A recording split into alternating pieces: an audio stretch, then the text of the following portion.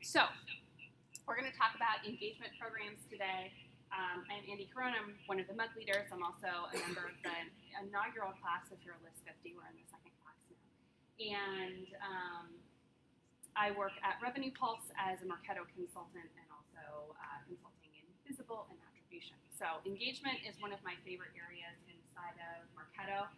We're going to kind of do a beginner to badass sort of approach to engagement. So for those of you that have already been inside of engagement and you've been, working in there a little bit, some of the initial stuff will probably be a little bit remedial, but we want to make sure we cover that for people who have never been inside of an engagement program in Marketo or are still kind of new to it, or people who haven't been in Marketo at all and are here considering it potentially as their next platform, just to kind of understand the functionality of that tool.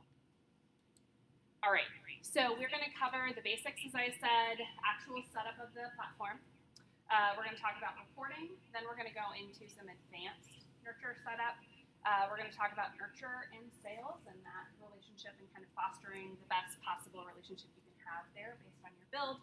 And then finally, sort of different tactics you can take as companions to nurture.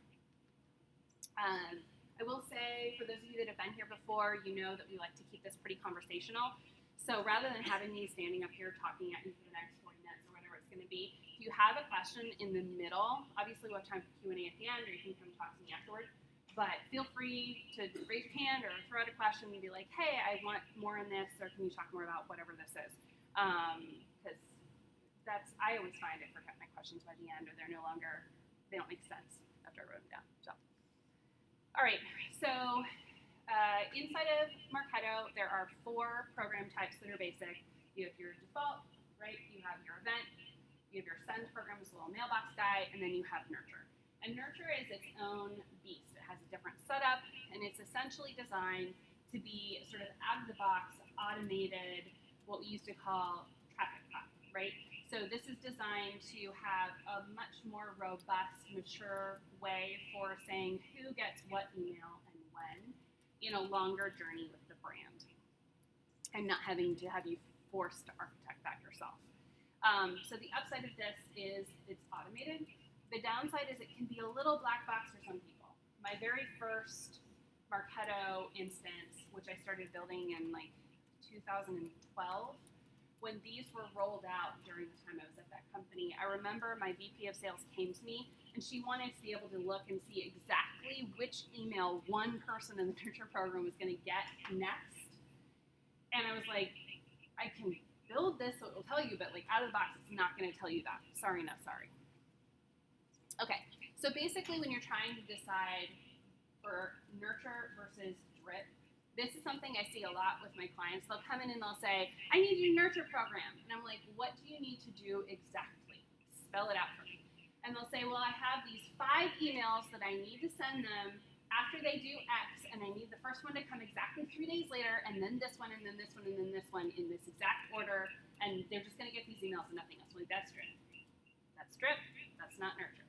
Nurture is I have a bunch of content, and I want kind of a pick your own path, select your own journey based on where they are in their scoring, their life cycle, their engagement and journey with the brand, right?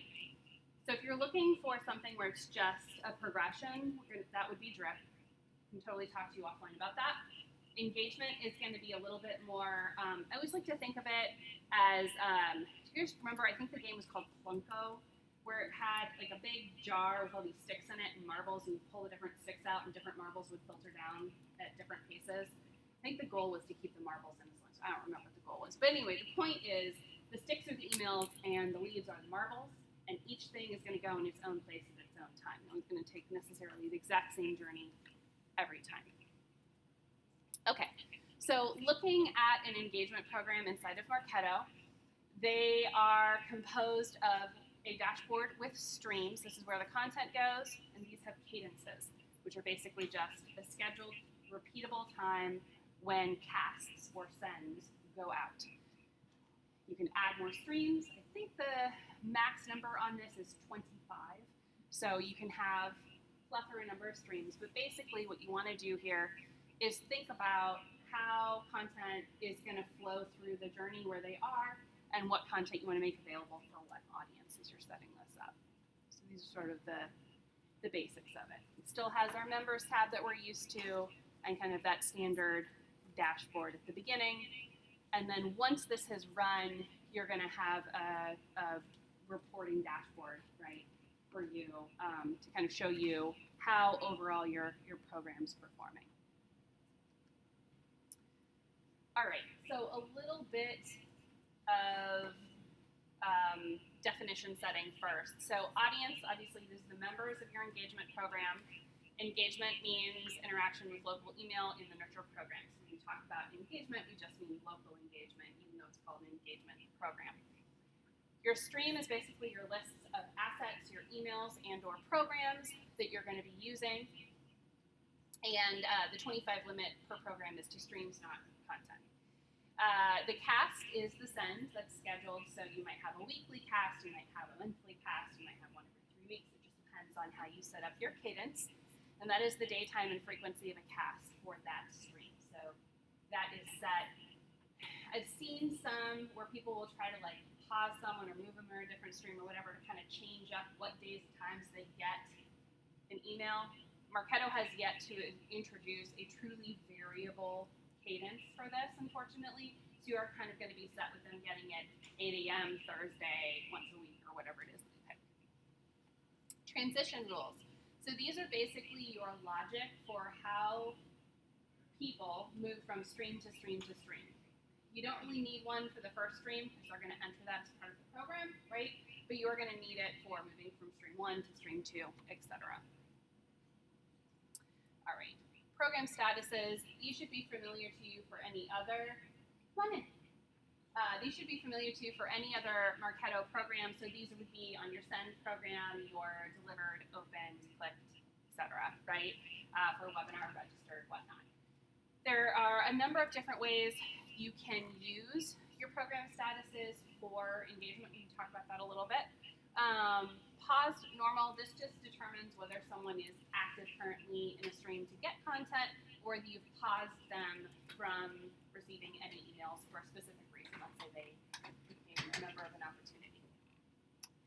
All right, and then exhausted. So this basically means that the person is in stream 1 and there are 7 emails in there and they've received all of the emails that they can receive. There's no more content for them currently to get.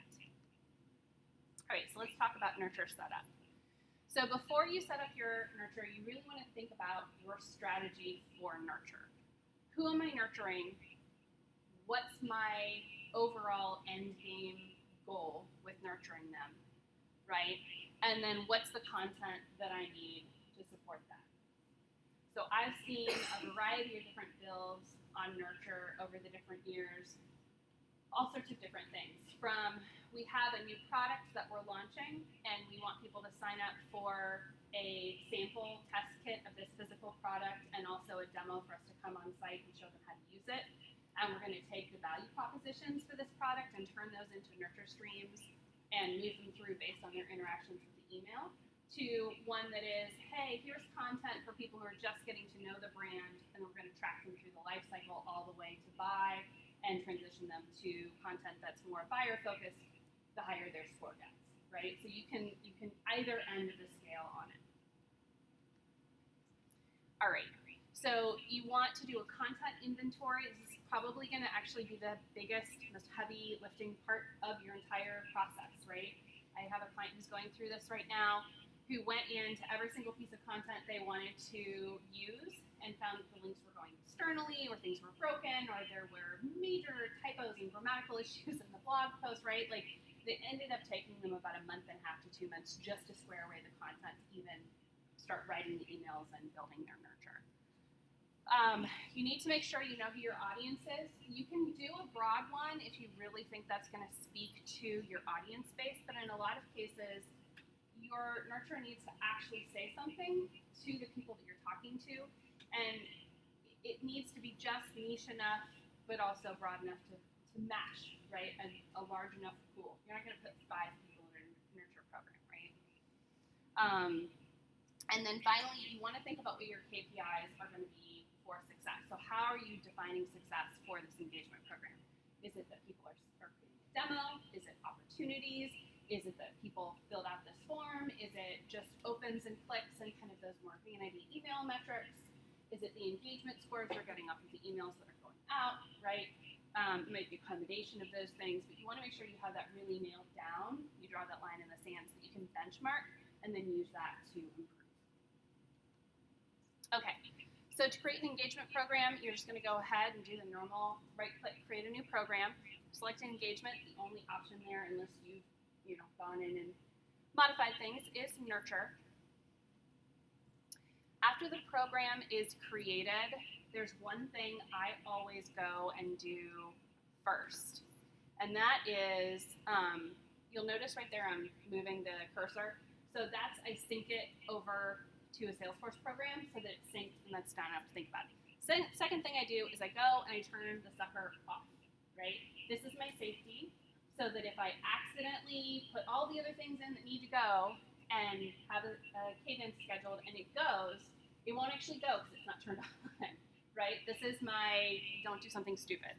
And then you'll notice that notifications right there, I turned this off. I prefer to turn those off because the notifications are when people have exhausted content. So if you have 10,000 people in your nurture and all of them exhaust content one day, you're going to get 10,000 notifications that you have exhausted content in your nurture. No, thank you. I'd rather save my notifications for things like somebody didn't sync to Salesforce. All right, so let's talk a little bit more about streams. So as we said, streams are kind of that subdivision of your journey, right? This is bucketed along the way. So I've seen this used for a know, like, trust, try, buy model. I've seen this for known, engaged, MQL, right, along the life cycle. I've seen this against kind of that product model where we actually had opened, clicked, right, so on and so forth as they went through. Your streams can mirror whatever your journey is going to be, essentially. You can have just one stream. That's totally okay. You can also rename your streams. So if you want to give them a different name, you can totally do that. And you can clone them. So if you have a stream of content and you want to have that exact same stream of content with more content put into it afterward for your second pass, right, you can just clone it over instead of having to drag and drop stuff over. All right, so your cadences are basically just your schedule. I don't know why they picked the word cadence, but they did. So it's basically just saying, I want this to go out on a weekly basis. There isn't an option to say every 2 weeks you have to pick weekly and then change your modifier to 2 or 3 or whatever. You can also pick multiple days. That gets a little bit confusing, but if you want to have it go out like twice a week, there's a way to finagle that. Once you've picked the time, that's it. That's your time. It's not going to go out before, it's not going to go after. There is the send at local recipients time zone feature. I found this to be a little buggy personally. Has anyone else found this buggy? The reporting aspect of it? For a variety of reasons. But yeah, I've seen it jack up the reporting. You can't attribute time based on when it goes out using that rule. It can be funky. So I kind of just say, you know what, bulk of my audience is, let's say, in Central, so I'm going to pick the Central time. If they get an hour earlier on the East, fine. If they get it, or an hour later, rather, on the East, or 2 hours earlier on the West, so be it, right? The only thing here I would caution is make sure you're thinking about how the times you're scheduling for multiple streams are going to play with each other. So what happens if someone's in stream 1 and they qualify for stream 2 and they just got an email this morning and your cadence is now scheduled to go out at 2 o'clock this afternoon for anyone who qualifies? Are they going to get 2 emails the same day? Do you want that to happen? Do you want to adjust those slightly or set up a rule that says, hey, pause this person for 3 days after I transition them, whatever, right? You can think about how that's going to work, but you just want to be mindful of that as you're setting your cadences. You can set them for all the same time and you won't have that issue, but you may not want each stream to have the exact same cadence as far as time is concerned. Or like the last stream you set at a time instead of 5 minutes. Right, yeah, you can leapfrog it backwards so it kind of goes up. Exactly, yeah, just that mindfulness there. Okay, so transition rules, you don't have to set this for the first stream, and if you only have one stream, you don't need to worry about it at all. But clicking on that transition rules will basically take you to a very familiar smart list, which will have the core basic. I like to add an additional filter here, which is what stream they're coming from. In some cases, you want people to leapfrog from stream 2 to stream 5 or whatever. In some cases, you want them to go from 1 to 2 to 3. And so if you specify that, they can only move in that linear sort of way.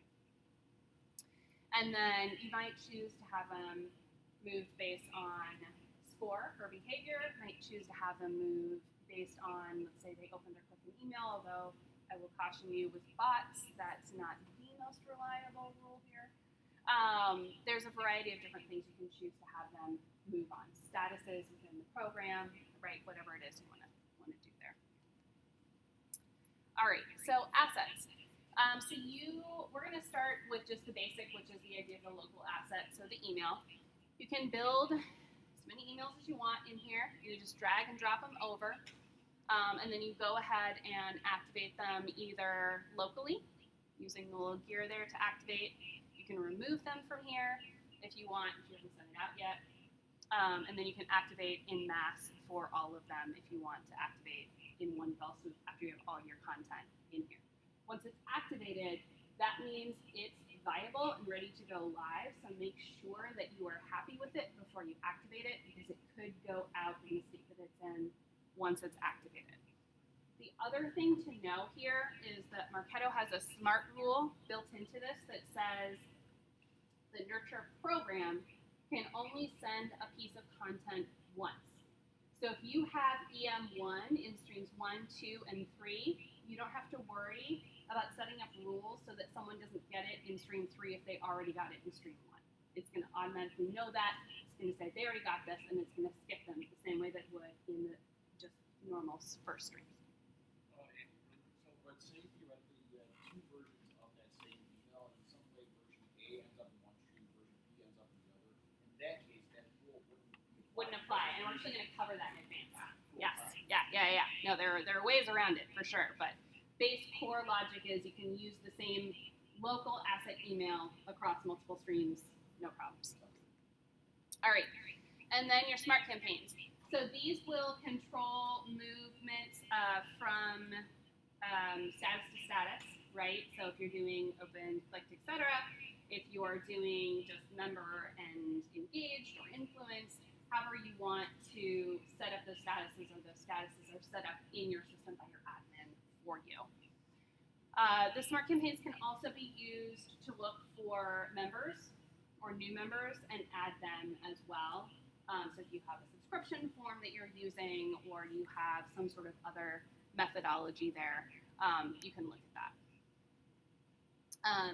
There are also options here. You'll see that my smart campaigns have a little green arrow in. So Marketo has this functionality, which is campaign is requested, and you see there's the Marketo, which allows you to request from Marketo a campaign, but there's also sales insights in here. And we'll talk about that a little bit more when we get to the sales component, but if you have sales insights, you can actually enable your salespeople to request people to be added to nurture or repaused or other variety of interactions here. So that's a good little handy trick. All right, and then reports. So this is just going to go ahead, create your regular reports folder, right-click local assets. And there's a variety of reports here, like your engagement program performance report, which is going to work for local assets, not necessarily going to work for some of those more advanced nested types of things we're going to talk about. Email performance, and then email link performance. All right, and then launching nurture, these are things you need to have. You need to have your audience, so those are your members. You need to have approved content, so stuff in your stream that is lit up. You need to have a live cadence that you've scheduled, and you need to have an active program status, which means going back and turning that from off to on. So it goes from a little red box to the green arrow. All right, so a couple quick tips to make sure that you have success. You can have up to 100 nurture programs in your instance running at one time. You can probably call Marketo and purchase more if you really need them, although that's a beast I'd like to see because that's a lot of nurture going on. Although I have seen them where they have one nurture program that just delivers on email, so it can be done pretty quickly actually. So just it happens. So remember, they can be set to send local time. Again, there's a little bit of caveat with that. So you can use nested programs. We're going to talk about what those look like. And that can provide also some flexibility on send times. We're going to look at, we're not going to dig in too much on the variable cadence, but we will talk about like pause versus normal, and then, you can dig in a little bit more on how to make that variable. And then we'll talk about sort of that, how to use this stuff elsewhere to create a better overall multi-channel experience for people that you're nurturing, so that you're hitting them in more than one front at the very end. All right, so let's look at nurture reporting. Okay, so we did talk about the email link performance report, email performance report, and engagement stream performance report. I'm gonna let you guys dig in on those, but you also have the dashboard. So this is a sample of what the nurture dashboard looks like. So let's talk about what these metrics actually mean. So in here, you've got the engagement score, which is basically just 0 to 100. What's the overall rank Marketo has given it using its proprietary ranking methodology on opens and clicks to say this has got good engagement or this has got poor engagement. Usually at the base minimum, I'll see like a 35 to 40. Getting up into the 50s, 60s, and 70s, it's awesome. You're doing very well. I've never seen 100 on any of these, except maybe where like it only sent the email to one person. That person did everything they could do. The next cast refers to the next time any of your audience members are going to be eligible in a stream on that cadence to get an email. So it's basically just the next email sent. This base core dashboard screen doesn't specify where that cast is coming from. You can get to it a little bit by clicking down, but it's just going to tell you how many days until the next email goes out. And subscribe rate is self-explanatory. All right, so we've got members, which is that big blue bar there, exhausted, and paused. So exhausted just means they've run out of content. So the higher this number gets at a quick glance, the more it tells you, or the more quickly you should be like, oh, I'm out of content. I need more content, or I need to go and look and see what the content team has been creating for me and get it into nurture, right? So they've run out of stuff. It may also be that that's your first stream and that people didn't like any of your content. So if that happens, and I've had that happen, right, where it's just wrong content for a wrong audience, it's also a good time to maybe go in and do an assessment of the content you've been sending and see, was that content just well received, right? Did they actually open it and click through and just for whatever reason they didn't press forward, or were they just not at all interested, even a little bit? Pause means that they are currently not getting any content for whatever reason. They unfilled, were added to an opportunity, they unsubscribed and decide to pause them, whatever it is, right? They're just not getting anything. They won't get until they're unpaused. This bottom with engagement over time, I've seen this, I think, about a third of the time on these dashboards. Sometimes you'll see it by lifecycle status. Sometimes you'll see it divided differently. There's different ones that pop up in different instances, which is odd. This is the one I see most frequently, but this basically just tracks overall engagement over time for all the members that are in your program. And then you've got highest engagement here, which basically just ranks all of your emails and tells you which emails are performing best. At the very top up here, there is a view all, and if you use that drop down, you can actually maneuver this to view your different streams. So you can view this data for just stream 1, just stream 2, just stream 3. So if you want to have that idea of, hey, the next cast in 6 days is for stream 1, because that's what it says, we're going to go to that. That'll tell you really quickly. All right, so we're going to talk a little bit about advanced nurture setup. We're going to run through a couple different things here.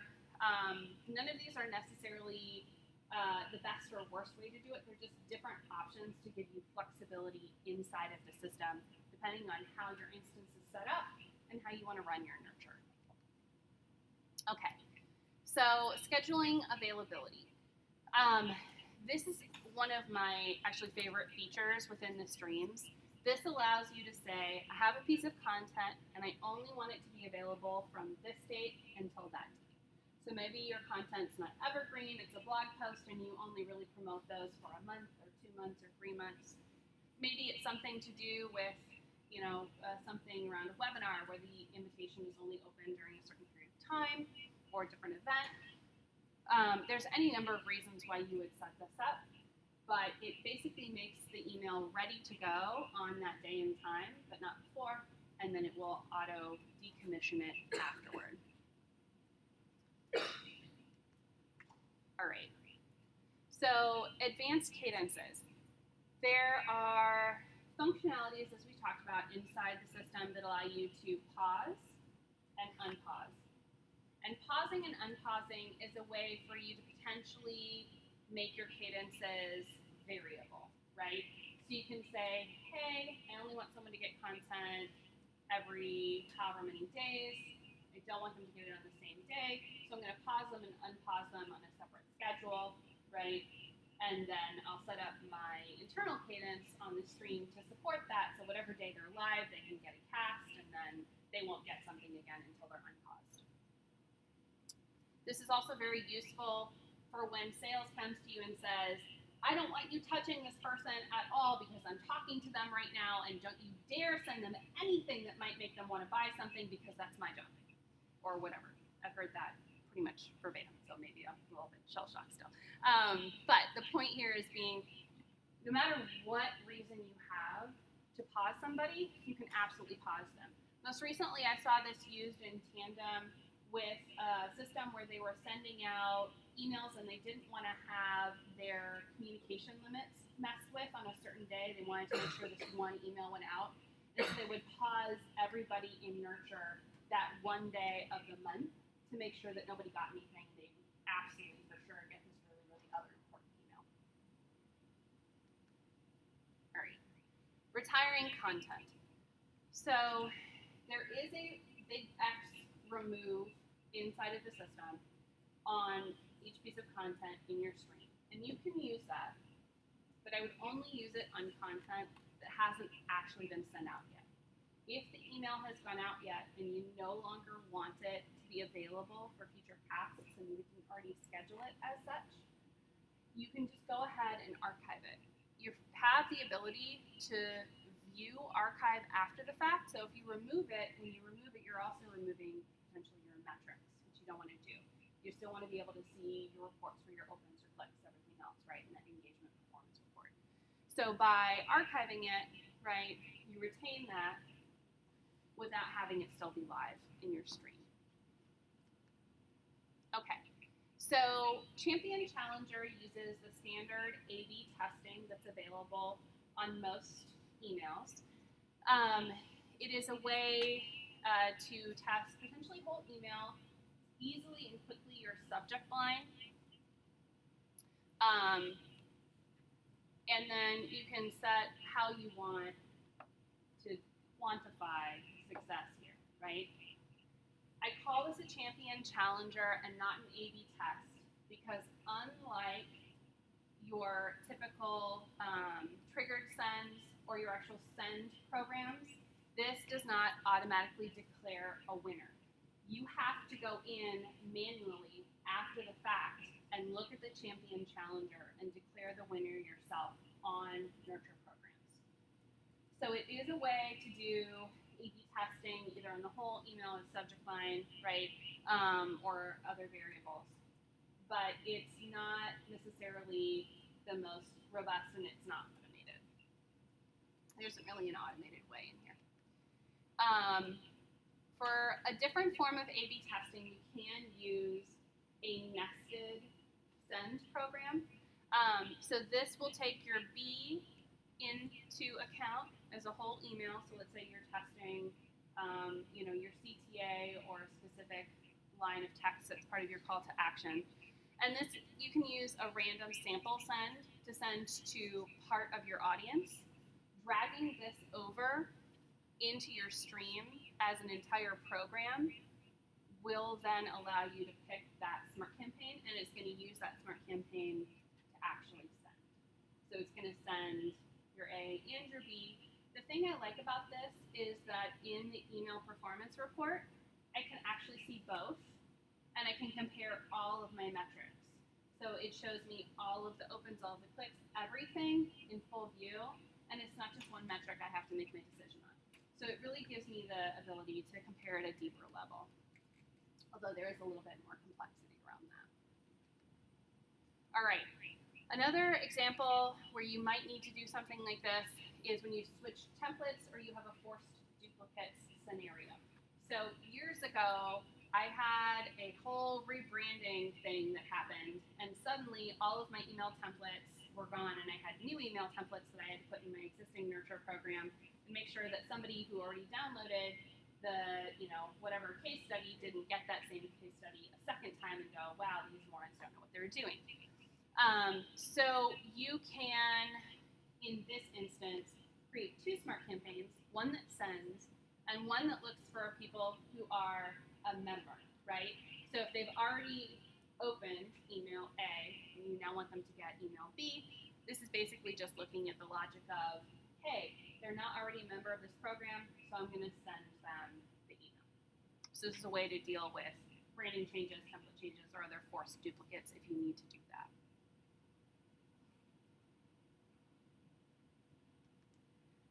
All right, so nested content programs.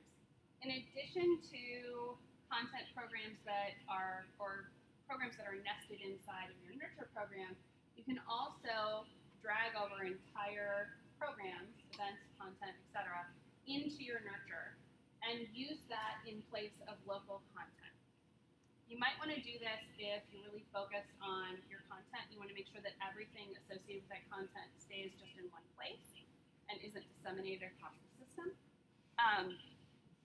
You can also use this methodology to ensure that people who are coming and downloading this piece of content on your website aren't also going to get it in nurture once they've come through. So this provides that logic to say, okay, yeah.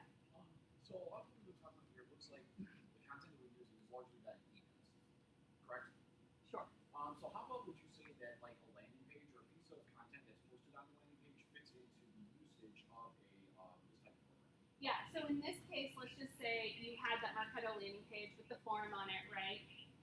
You're not necessarily, you might direct them to that page from the email, but this is really meant to drive them to the content, right? It's primarily an outbound methodology. What we're looking at right now is designed to ensure that anyone that's already filled out that form isn't going to get that content again once they enter nurture. Okay, cool, thank you. Yeah. Okay. And then you can also set up a nurture library program.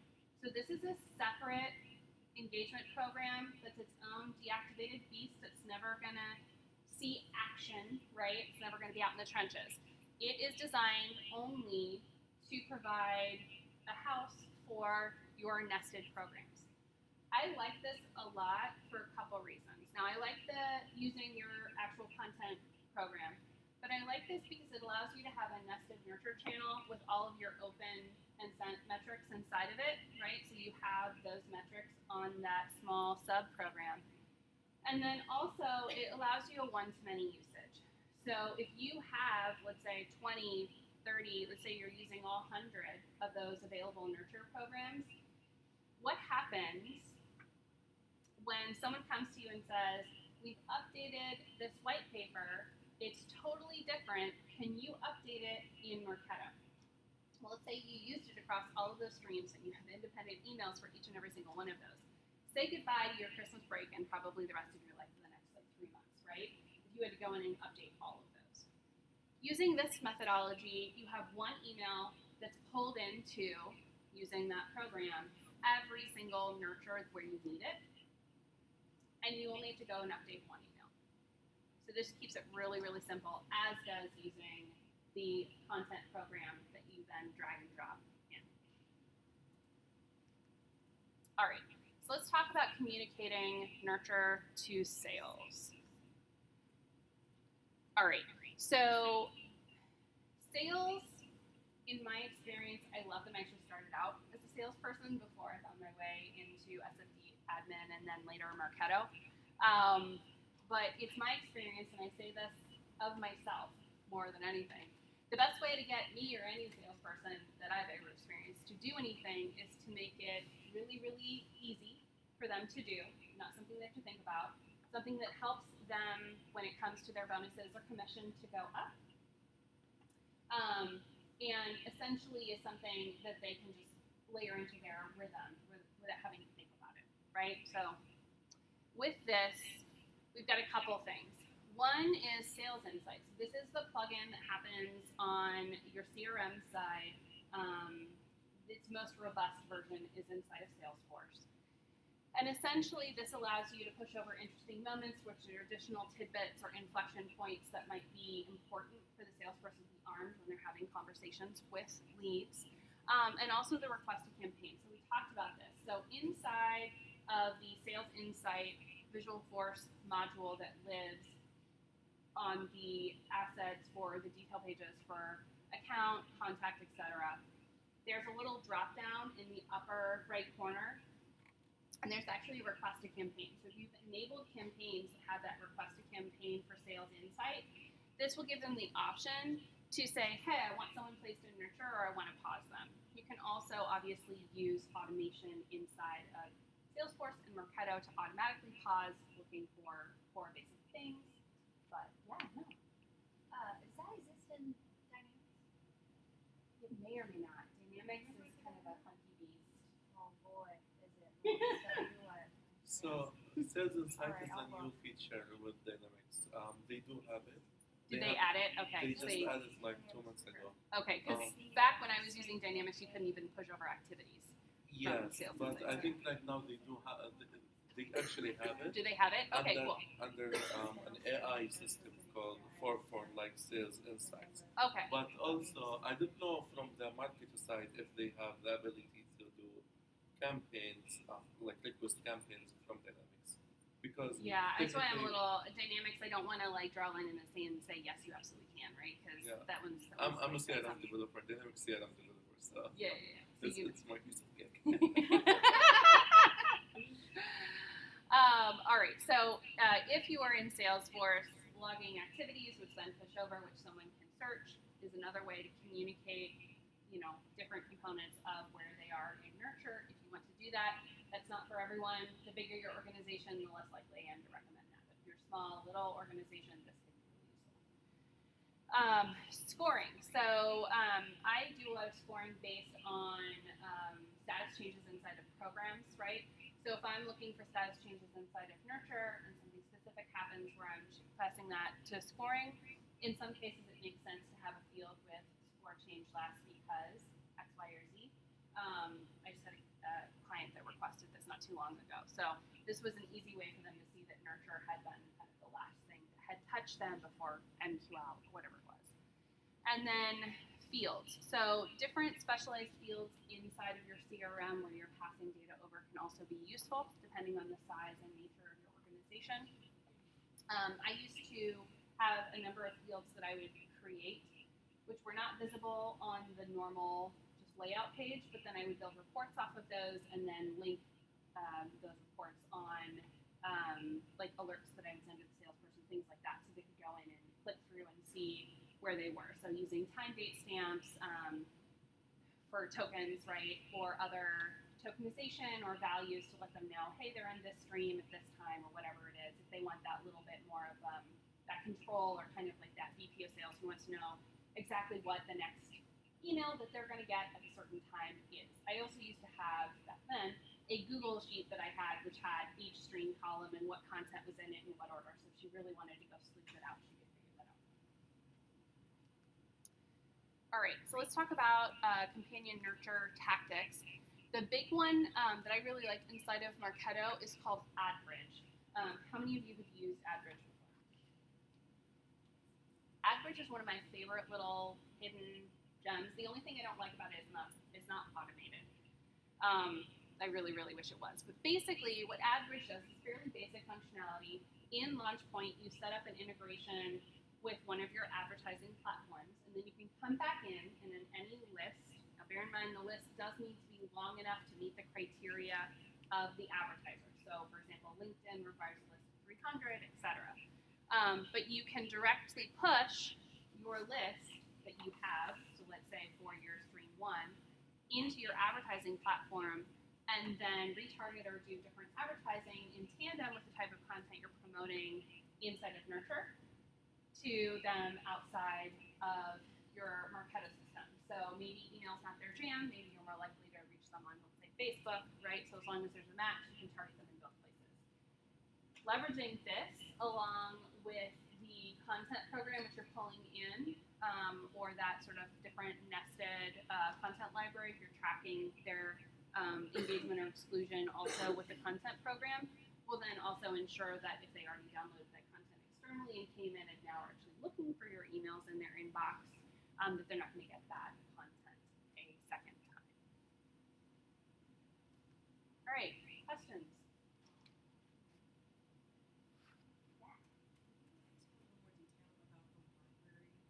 Yes, yes, yes.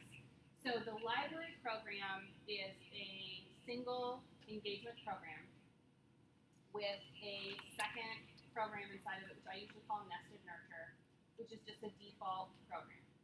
I set my statuses to member, delivered, opened, clicked.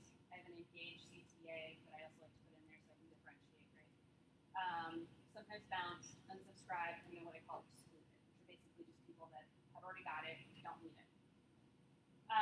You have a single smart campaign that is your send, so it's basically just looking for people that are not on your excluded list that are a member of a Nurture program, right? So those are your two filters. And then you just use that random sample if you want to do an A/B test, or just send email in your flow as a single standalone, and then add them to a member of that nested Nurture program so they can go on the excluded list so they don't get it in another Nurture. And then you have your email asset, so you drag it over, you're going to select that send program as your smart campaign, and you're off to the races. So are you putting all of your emails inside that one program? No, so I have a program for each different asset. But it's all in one engagement. Correct. Yes. So if you have 20 pieces of content that you're sharing, you would have 20 nested Nurture programs. Inside that library. Exactly. Yes. And then you can use a email performance report localized to that one program to see all of the metrics for all of those emails. I think I was picturing it more as like a template of sorts outside of how everything exists, but it's more or less like your streams contain all of those nested programs, and each program is one piece of content. Each program is one piece of content, but that engagement program that you're using will stay with a red square. It's never going to go live. So you're using it as a house to then pull it out into your 100 other programs. Because then that's where that the one-to-many changes are able to be done because you have that centralized. Exactly. So that way, if somebody comes and says, I want to change this white paper, you don't have to go sleuth down which Nurture programs have it, which emails need to be updated, all that kind of stuff. You can just go one and done. Exactly. Any other questions?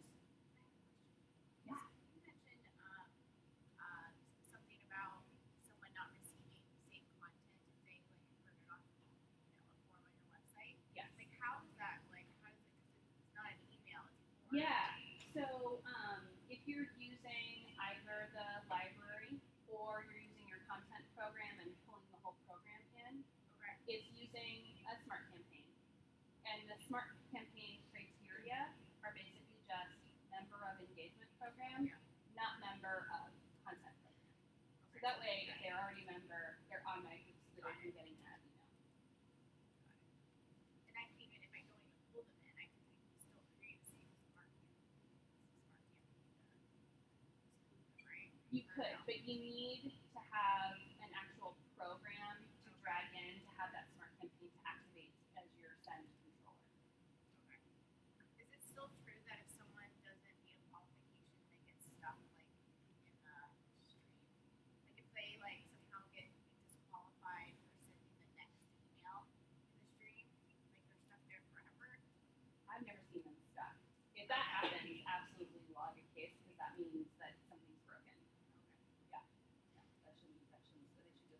go, nope, they don't qualify for this, already received it next. Okay. Oh, yeah, hi. So say you have your email library and then you have multiple nurtures going on. You're essentially dragging the sends from that email library to every You're dragging the program and then activating the send. Will that only report on the engagement of the email that was used in that nurture? So what you can do is you can set up an email performance report, right? And then set your setup to look for people who are a member of that one email engagement program A, right? But for the emails that are in your library. So you would basically say, hey, I want to select any emails that are in this program, but I also want to look for people who are a member of this particular engagement program to get the metrics. Otherwise, in your library, you can have an email performance report, and that'll give you the performance for all of the emails in that program across all your nurtures. All right, more questions? I had another question about that. Because some of the things we run into is that we have the same piece of content, but it's being leveraged, say, for different audience. Yes. And that way, are you using dynamic content for that same email? Because we do run into. You can use dynamic content in those emails. You can set that up through a local token and then put dynamic content inside there. You could do a local token, or if you're using like segmentation and actual dynamic content, you could say, hey, if the email is going to EMEA segment, send this content, versus if it's going to LATAM, send this content, and it would do that. And it would just based off the segment that your audience is in, based on that nurture program, right? That makes sense. You guys got into segments yet? Yeah. Okay, we should do a session on segments at probably some point, yeah. If you have multiple engagement programs and someone might qualify for both of them, Yes. what's your best suggestion of deleting so that they only get one? Yeah, so you don't have across the streams, right? Yeah. So in that instance, that's where that pause comes Okay. into play, right? So saying, let's say you have a general nurture and then you have a specialized nurture. So I basically have rules inside of my general nurture to say, hey, if they enter or qualify for this other engagement program, I'm going to pause them here. Okay.